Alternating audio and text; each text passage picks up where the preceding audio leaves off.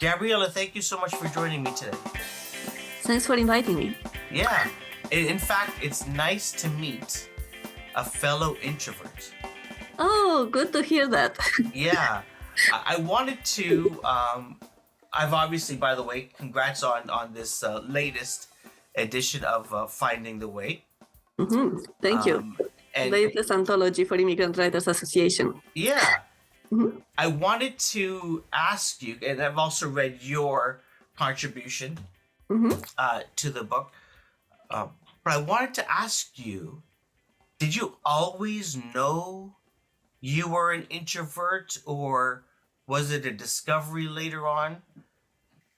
Yes, it was a discovery. I was helped to discover that I'm an introvert. I was at a training. I was working for a corporate at that point, and they sent me to a training. And part of the training was to do the MBTI test, Myers-Briggs Type Indicator test. And that's how I discovered that I'm an introvert. But it was a very good moment because I was switching from engineering to coaching at that time, and I was trying to build my coaching business and didn't realize why it's not growing. So I started getting doubts. Is this the right direction for me? And when I got the results that I'm an introvert, I'm an INFP. So it's being a coach works very well with my MBTI letters. So being an introvert is very good for being a coach. So it was a confirmation that I'm in the right direction. I was curious about that. Were you shocked when you found out you were an introvert? No, I was not shocked because I'm coming from Romania, and when I immigrated to Canada, we didn't talk about introverts and extroverts in Romania at the time. So I came here, and it wasn't a shock, it was just a discovery, kind of revelation. Oh, that's why. And when I start looking back, for example, my sister she's an extrovert. I like, oh, that's why she behaves this way. That's why I behave this way. So I start looking into different situations, and I understood them better. Wow. And you said you knew that being an introvert was actually a good thing to be as a coach. Yes. I from someone on the outside, it would seem, oh my goodness, how does a coach become successful if they're introverted? So tell me why is being a coach or why is being an introvert actually a positive thing for someone who's in coaching like yourself? Coaching, I'm talking about professional coaching, not coaching a team of sports. So being a coach is good because an introvert is it's a very good observer. We observe our inner world, our outer world, so we really understand better the client. Most of us are intuitive, so we get kind of ideas what question to ask us, what else we can do with the client. So in terms of how we work with client, it's very good to be an introvert. I think that you're thinking about the business side of building a coaching business. For an introvert, it's a little bit more difficult because we don't go out there and talk about how great we are. It's not an introvert thing. So it's just a matter of finding your way, using your introvert strengths, finding your ways forward. Because there are ways to become more successful even if you build a business as an introvert. But you have to tap into your strengths, not buy into whatever other people say about introverts. That is so true. You mentioned moving from engineering to coaching. Was that just a result of not being happy with your professional life and wanting a change, or was it moving towards something that you were passionate about? It's kind of a combination of both, but in time, if I look, it started with not being satisfied by a technical career. Okay. And I was looking into what else can I do. I was at that point when I came to Canada. I knew that I don't want to continue in the same direction, but I didn't know in which direction to go. So when I discovered coaching, I became passionate about coaching and I moved toward it. So there was a buffer in between that you didn't capture into your question. That part where, okay, I want to go towards something else that suits me better, that I love more, but I didn't know exactly what that is. So that was an interesting process to go through. Very, very nice. You this book is very fascinating. Your story is very, very interesting. Throughout your story, you refer to dreams and signs that pop up that you pursue. You're a very big believer in signs. Where does that come from? It's very interesting. It's hard to say where it comes from. I think it's just one day I realized that there are signs that are showing up, and if I pay attention to them, things go better, even if I don't know exactly what will happen. But if they have a certain characteristics, and if I recognize those signs with these characteristics, I should go kind of blindly in that direction because it's good. So at the beginning, I just got the idea to pay attention to signs. Then I start testing. If I get these signs and if I accept it, what's the outcome? And I realize it's a good outcome. So next time when another sign came up, I'm like, okay, let's try this one. So in time, I built that belief that these kind of signs with certain characteristics are good. So we have to go in that direction, even if we don't know why, even if it doesn't make sense. So that's how I built that belief you're talking about. Very interesting. The stories in this book, Finding the Way, very interesting stories. In here, a lot about there's many stories about people overcoming or going through issues. I want to sort of go back to, I think, before you started the Immigrant Writers Association, and obviously before you started collecting stories for these books. Writing came to you as a result of burnout from coaching. Yes. What drew you specifically to the art of writing?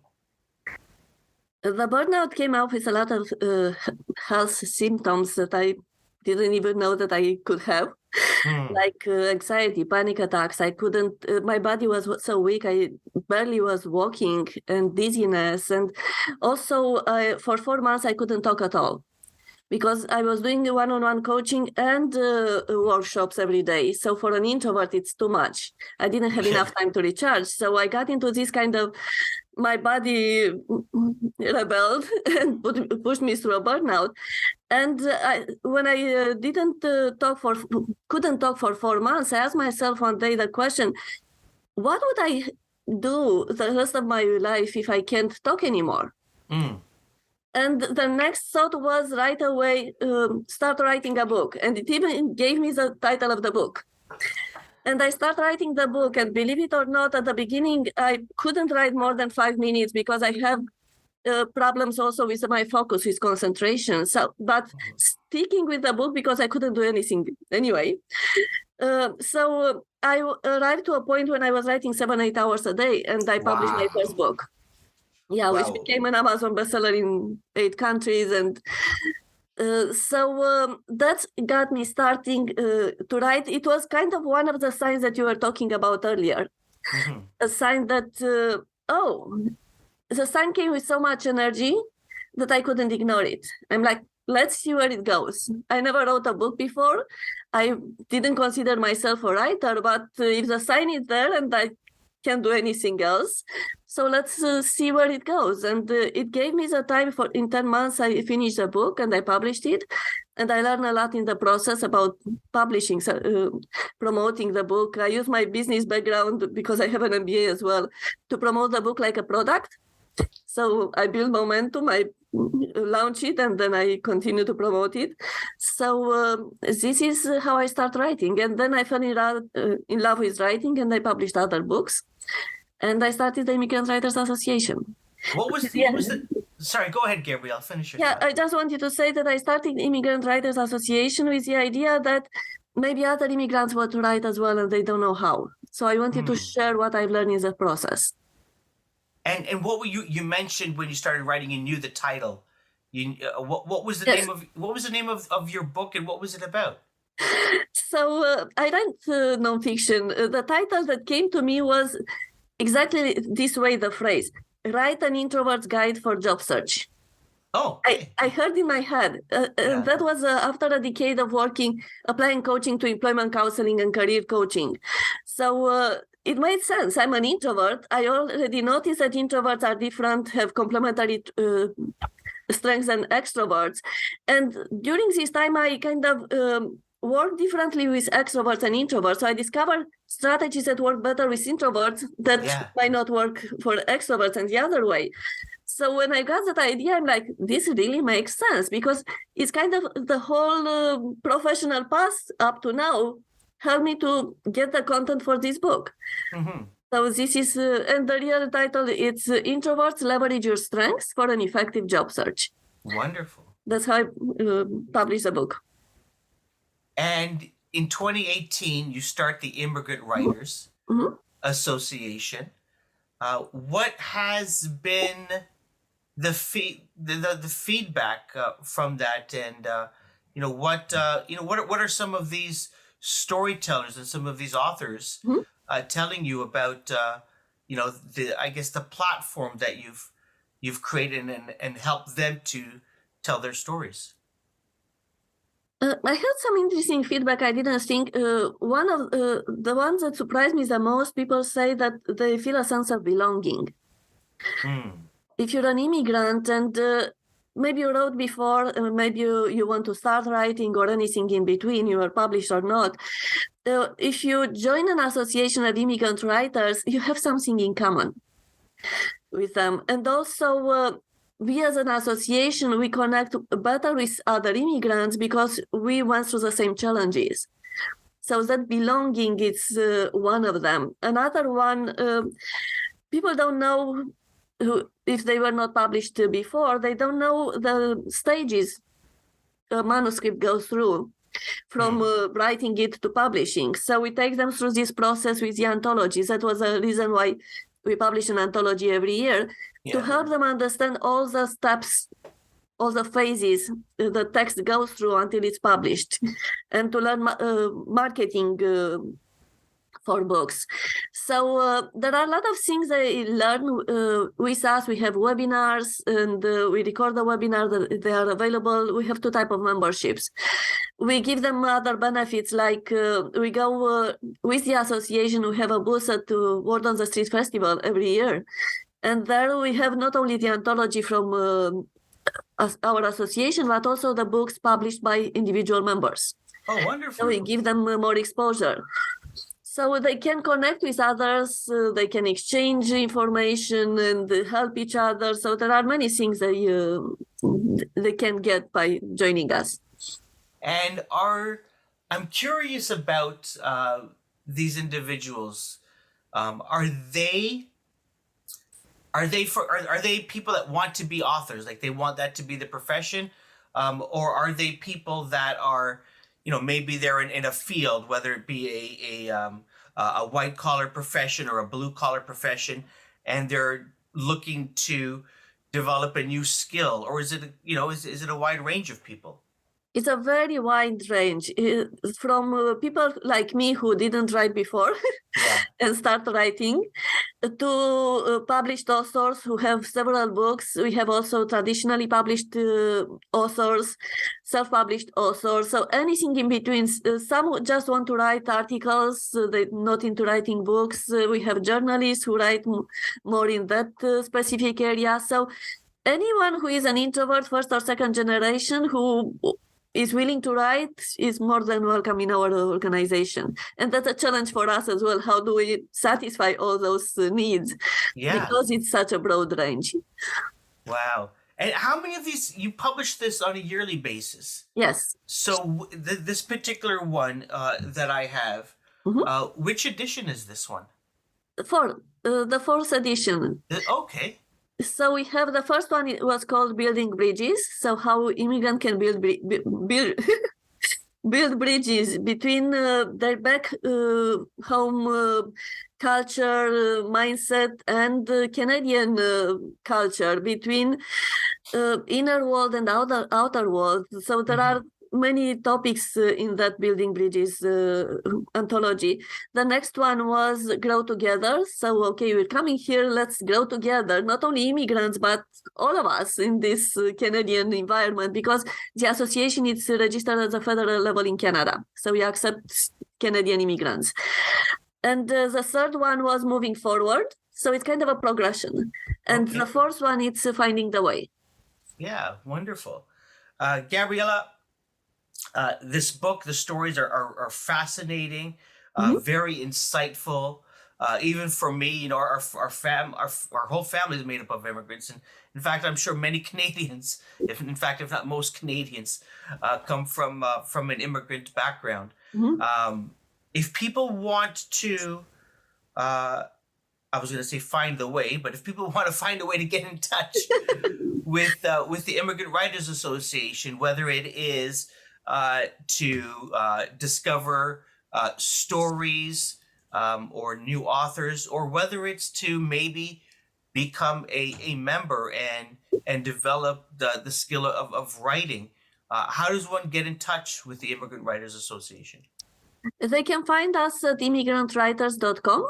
This is our website, a lot of information on the website. Our anthologies are they are on Amazon. So they can go there. They can reach out to us, info@immigrantwriters.com. And we have a presence on social media as well, LinkedIn, Facebook, Twitter, Instagram. So they're more than welcome to connect with us. Fantastic. Gabriela, this has been a great conversation. It's been wonderful reading these stories, as I've said, and finding more about you and your story. Is there anything maybe I haven't asked that you want to make sure that we find out about or know?